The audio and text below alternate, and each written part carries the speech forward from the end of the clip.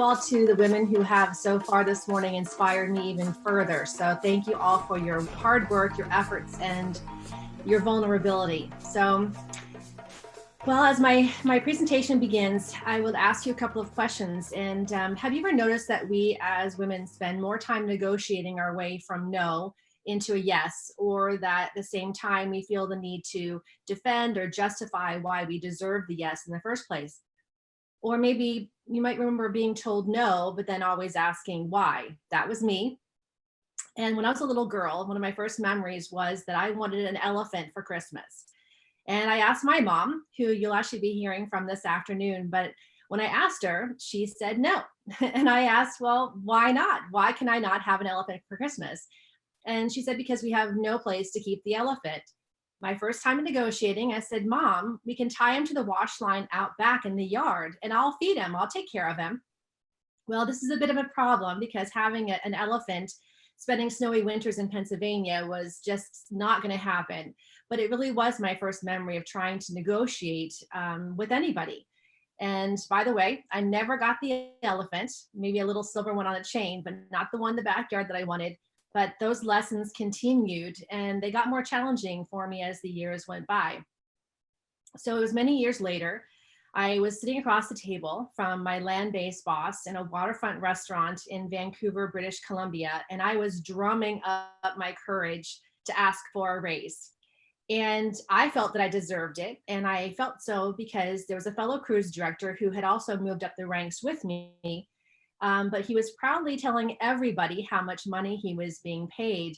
And when I was comparing myself to him, I was making just over half of what he was being paid to do the exact same job. So here I was, a female in the same role, the same hours, the same everything, but I was being paid a whole lot less. So what fueled my courage on this particular day was that because he and I were equal, and yet my ship was still consistently getting higher ratings, which is the feedback from the guests. And we were also earning higher revenue. So that was my fleet comparison. And I was coming in higher consistently from cruise to cruise.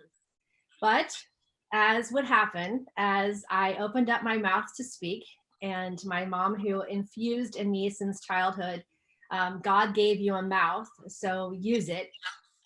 As I went to open up and begin to negotiate with my land-based boss, my usual self-confidence took an absolute nosedive and the words tumbled out.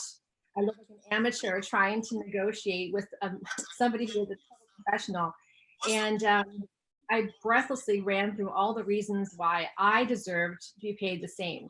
My boss sat there completely quiet. He didn't say a word. Job yet. So my work came to a close. While the first word out of my boss's mouth was not no, he stood there and justified the difference with why the other guy was being paid more than me. He was married, he was starting a family, he has responsibilities, they just bought a house. So in comparison, I was still single. I didn't have a mortgage, I didn't even own a car because, I mean, why would you need a house or a car when you lived and worked on a cruise ship? You just didn't need that. So in my boss's eyes, I didn't have the level of responsibility that the other guy had. And as a result, it was implied that I should just simply be grateful that I had the job in the first place. And I want to say that at that time, in a fleet of 13 cruise ships, there were only 2 women. And I was one of them. The rest of the ships were all run by men. And all the cruise directors who were on vacation were all men. So we were definitely not an industry standard. But I do want to say that I loved my job so much. I would have worked for free. It's one of 2 jobs I've ever had in my entire life so far that I would have done for free. I loved waking up in the morning and going out and welcoming guests into my $250 million home, which was just a floating hotel. But even though I love my job so much, to me, that didn't justify the imbalance in a pay scale that was completely performance driven. We were rated on our ratings and our revenue and what we were to generate, from the guests. Now, my mother, like I said, you'll be hearing from her later. She had worked in a male dominated industry of transportation sales when I was growing up. So while I shouldn't have been shocked or even horrified by the no or the justifying why the guy deserved to be making more than me, I still couldn't help but feel completely discriminated. I felt hurt. I was disappointed. I was angry. And I was angry at the injustice of being a woman in a man's world. And I was in a role that was typically occupied by some good old boy. And I didn't feel as compelled, like when my mom was working in transportation sales. She was someone who she cut all of her hair off short, wear very conservative suits in order to fit an image to be able to work with the boys in this man's environment. So lunch came to a close. Everything was just dry as a bone at that point. But needless to say, I returned to the ship. I was deflated. I was defeated. And with every step I walked down the street to go back to the ship, I just kept on feeling failure well up in me. But you know what? My mom, who gave me roots and gave me wings, she never taught me to be a defeatist. And as we set sail that night, my first inclination was to go stay in my cabin and lick my wounds, but that was not my nature. So I put on happy face and went out and greeted the world. And the one thing that being a public figure has taught me over the years is that when you wear a mask, there is a tremendous value in when you look good, you feel good. And for me, our guests had paid for a vacation. For some of them, it could have been the first and last cruise they'd ever taken on in their entire lives. And so as the cruise director, AKA Julie McCoy, in the midst of this internal tug of war, my guests, I felt, didn't deserve to be caught in that emotional crossfire. So I went out and I surrendered myself to the job that I loved. It was a job that I had dreamt of since I was 9 years old when I grew up watching The Love Boat. I wanted to be a modern day Julie McCoy. And it really was a job that I manifest because it was something that was not a normal thing for a Pennsylvania girl to ever achieve. So once I let go of the how will I get through this? I trusted that all would be okay. And I truly surrendered to the joy of the job and the work that I did. Now, to add to my complexity of the discrimination, right after this conversation, a few weeks later, the captain's wife happened to sail with us. And while we had a standing tradition that between the captain's formal night cocktail parties, senior management consisting of myself as the cruise director, the captain, the hotel director, the chief engineer, we would get together for a cocktail in between parties because it was really a great time for us to sit down and really strategize, not just as a sense of camaraderie to get together, but to strategize how we were going to exceed guest expectations. That was our goal every single week. Now, this was also encouraged because our guests were giving feedback, during the cocktail parties and during the first couple of days.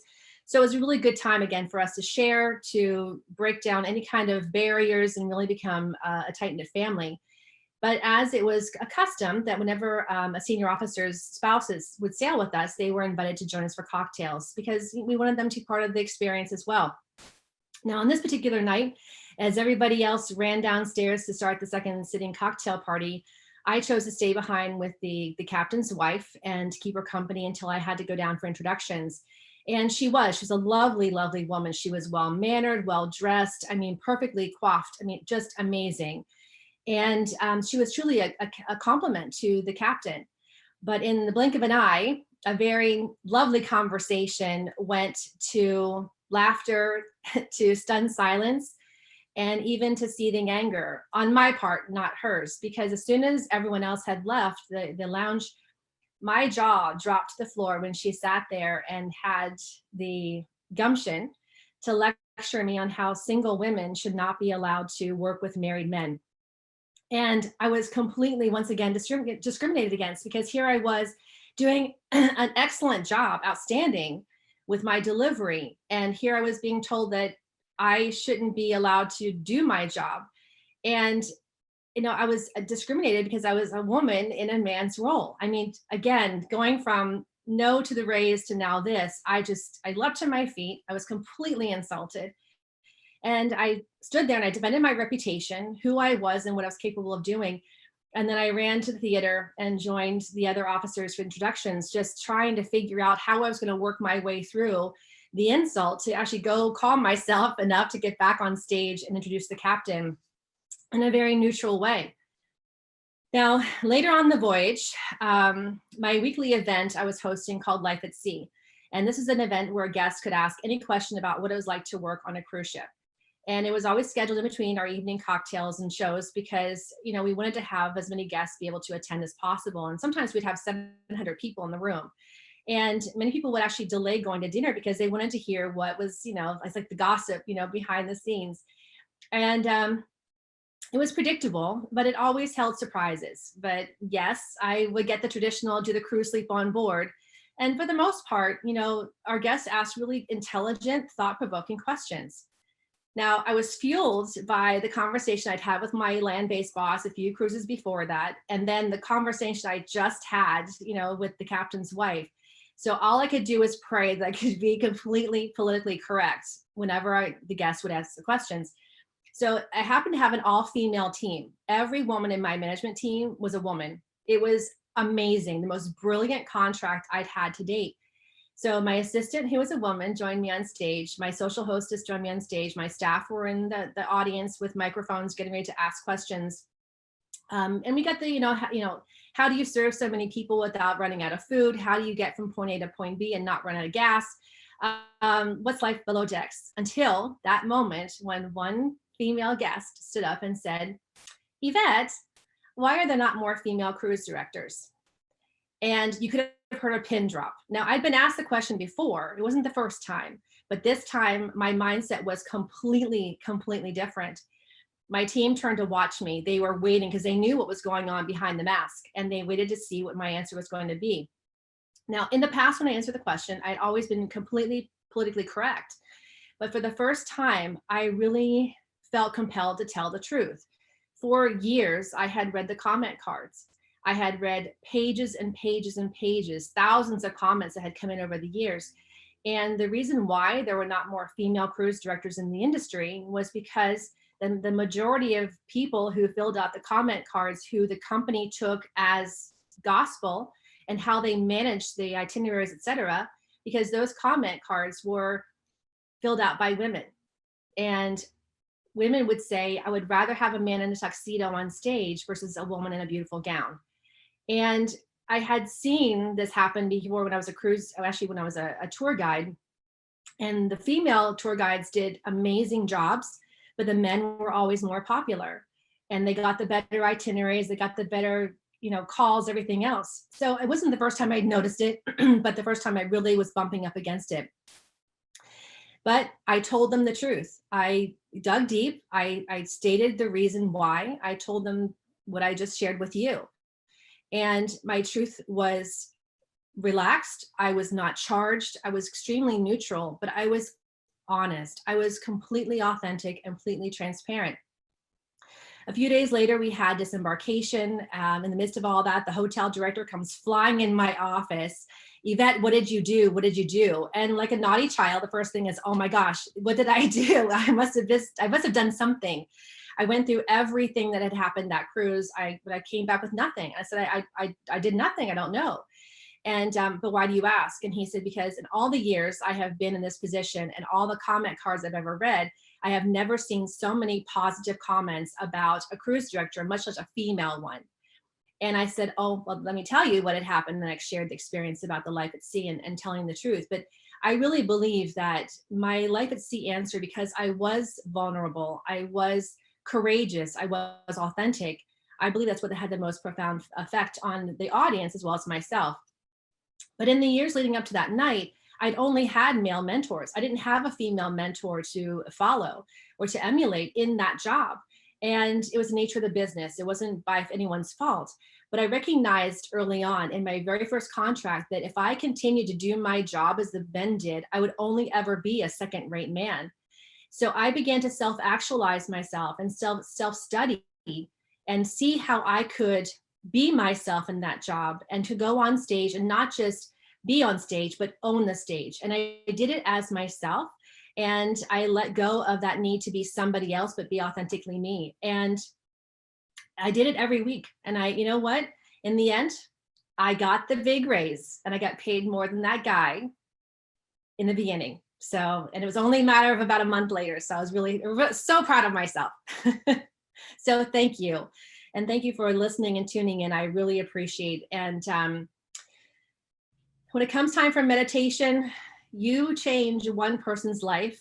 And whatever I did on stage, if I could do anything to change one person's life and have an impact on any one person, I knew that they would go and resonate with a different energy and a different shift.